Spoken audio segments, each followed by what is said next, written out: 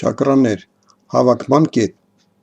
Նախկին հոլովակում ծանոթացանք 7 չակրաների առանձնահատկությունների հետ, որոնք կօգնեն ձեզ ավելի հասկանալ և զարգացնել չակրաների համակարգը։ Յուրաքանչյուր չակրան պատասխանատու է որոշակի ասպեկտների համար մարդու կյանքում։ Որպեսզի լինել ամբողջական, երջանիկ, պետք է սովորել կառավարել ներքին ուժը յուրաքանչյուր էներգետիկ կենտրոնում։ Եթե դուք համապատասխան մակարդակով տիրապետեք չակրաների համակարգին, դուք կզգաք այս գիտելիքի ուժը, հզորությունը և իմաստությունը։ Մեր էներգիայի օգնությամբ մենք ազդում ենք մեր կառավարման լծակների վրա։ Մենք կարող ենք վերահսկել բաշխումը, վերամշակումը, ազատագրումը այն ամբողջ ուժի, որ արդեն դրված է մեր մեջ։ Խոսենք բլոկերի մասին չակրաներում։ Իմ կարծիքով բլոկի տակ պետք է հասկանալ այնպիսի իրավիճակ, երբ չակրայի միջոցով գրեթե էներգիա չի հոսում։ Բլոկը չի նշանակում, որ չակրայի միջոցով ընդհանրապես էներգիա չի անցնում։ Եթե որևէ չակրայում էներգիա չկա, ապա մարդը անմիջապես մահանում է։ Բլոկի ժամանակ էներգիա մի քիչ անցնում է, բայց այնուամենայնիվ նրա շարժումը դժվարանում է։ Այն մասին, թե ինչպես է պետք զարգացնել չակրաները, մենք խոսեցինք ձեր հետ նախկին հոլովակում։ Մենք պետք է հասկանանք, որ մարդու մարմնի էներգիան հոսում է ներքևից վերև։ Այնպես որ անիմաստ է զարգացնել, ասենք, աջնան, սախասխառան, անահատան,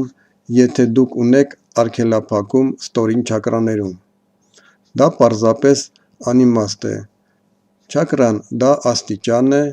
և որպեսզի բարձրանալ ավելի բարձր մակարդակի, դուք պետք է անցնեք նախորդ աստիճանները։ Հետևաբար առաջին հերթին միշտ պետք է մշակել այն բլոկերը, որոնք գտնվում են ստորին չակրաներում, և դրանից հետո գնալ ավելի բարձր չակրաներ։ Իսկ հիմա խոսենք այնպիսի հասկացության մասին, ինչպիսին է հավաքման կետը։ Իմ կարծիքով, հավաքման կետի տակ պետք է հասկանալ այն չակրան, որի մեջ կենտրոնացված է էներգիայի մեծ մասը երկար ժամանակում։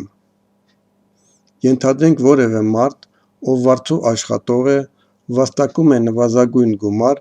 գոյատևման համար։ Նման մարդու մոտ, իհարկե, հավաքման կետը տեղադրված է մուլադխառայի մեջ։ Ենթադրենք, երբ մարդը զբաղվում է իր սիրած գործով, զբաղվում է սեքսով կամ իր սիրած հոբբիով, ապա նրա հավաքման կետը բարձրանում է սվադիսթանա։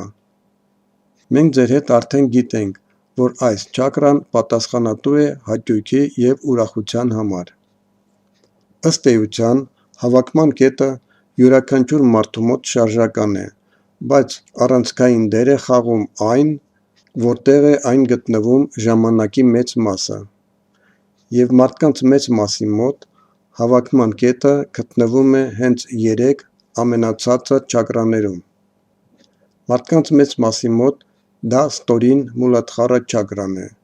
և միայն մի քիչ մարդկանց մոտ հավաքման կետը կարող է բարձրանա 2-3 չակրա։ Բայց կամային մարդկանց մոտ, մոգերի մոտ, հավաքման կետը բարձրանում է անահատայի մակարդակի և բարձր։ Որոշելու համար, թե որտեղ է ձեր կամ այլ անձի հավաքման կետը, դուք պետք է ձեռքով մարդու մարմնի առջև կամ ձեր մարմնի առջև ձեր ձեռքը ներքևից վերև անցկացնեք, այսինքն սկսած աճուկի տարածքից, մուլադխառա չակրայի տարածքից անցկացնել մինչև սախասխառայի տարածք, և այդպես մի քանի անգամ անցկացրեք ձեր ձեռքը վերև ներքև։ Եվ այն վայրում, որտեղ ձեր ձեռքը կհանդիպի ամենամեծ դիմադրության, և գտնվում է հավաքման կետը։ Բայց հիշեք, որ առավել հաճախ հավաքման կետը շատ ավելի ցածր է, քան դուք կարծում եք։ Երբ մարդիկ ստուգում են իրենց, նրանք շատ են սիրում բարձրացնել իրենց արդյունքները։ Այնպես որ փորձեք լինել առավել օբյեկտիվ ինքներդ ձեր հետ։ Որտեղի՞ց է վերցվում էներգիան չակրաներում, և ինչպես է այն շարժվում մարմնում։ Շատերը կարծում են, որ էներգիան վերցվում է ուժի որոշ վայրերից և միայն ծեսերի միջոցով։ Իրականում դա իհարկե այդպես չէ։ Էներգիան մեր մարմնում կուտակվում է առօրյա սովորական բաներից։ Էներգիան ստեղծվում է սննդից։ Էներգիան կուտակվում է այլ մարդկանց հետ լավ շփման դեպքում։ Եթե դուք այժմ ունեք լավ ֆինանսական իրավիճակ և դուք կարող եք շատ բան թույլ տալ, ապա դա բացի վաղվա օրվա վստահությունից, նաև էներգիա է կուտակում ձեր մոտ։ Էներգիան կուտակվում է, երբ դուք զբաղվում եք ստեղծագործ աշխատանքով, սիրած հոբբիով։ Էներգիան կուտակվում է նաև սեռական հարաբերության ժամանակ։ Եվ նույնիսկ եթե ձեր մոտ հիմա պարզապես ամեն ինչ լավ է, դուք առողջ եք, դրա հետևանքով մարմնում սկսում է կուտակվել որոշակի քանակությամբ էներգիա։ Երբ էներգիան կուտակվում է մարմնում, այն շարժվում է ներքևից վերև, իսկ էներգիայի սպառման ժամանակ սպառվում է վերևից ներքև։ Դա բավականին խելացի և մտածված մեխանիզմ է մեր էներգիայի կարգավորման համար։ Մարմինը հասկանում է, որ գոյատևման համար ամենակարևորը ստորին չակրան է, ուստի մարմնի էներգիայի կուտակումը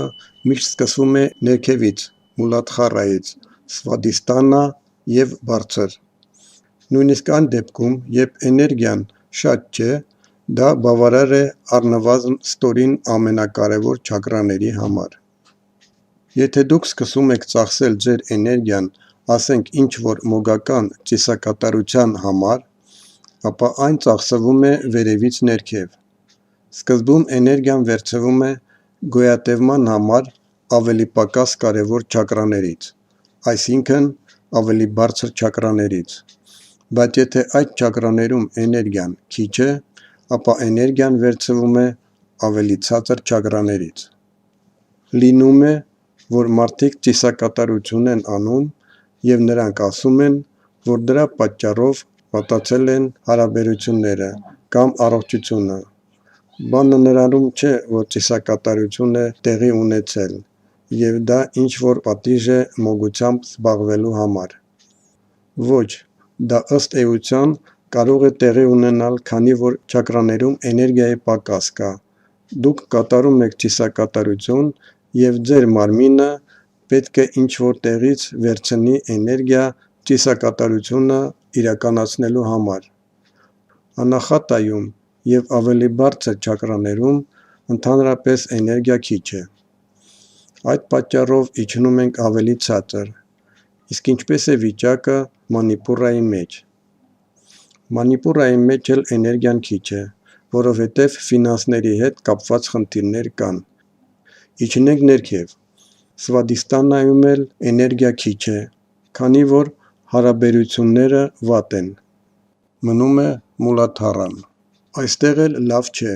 մարդը վաղուց չի զբաղվել ֆիզիկական ակտիվությամբ, կան վատ սովորություններ։ Ելնելով դրանից առաջանում են առողջական խնդիրներ։ Բայց քանի որ մարդուն անհրաժեշտ է էներգիա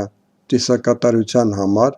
նշանակում է ինչ-որ տեղից պետք է էներգիա վերցնել, և մարմինը պարզապես վերցնում է այդ էներգիան մուլադխարայից։ Քանի որ մուլադխարայում էլ էներգիան քիչ է, ապա այս ամենը վերածվում է ինչ-որ հիվանդության։ Դա տեղի է ունեցել հենց այն պատճառով, որ մարդը չի աշխատել էներգետիկայի վրա,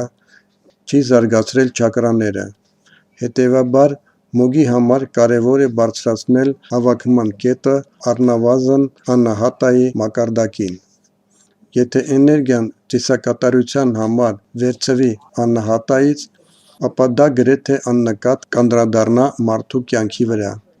Ի տարբերություն այն դեպքերի, եթե էներգիան վերցվում է ավելի ցածր չակրաներից,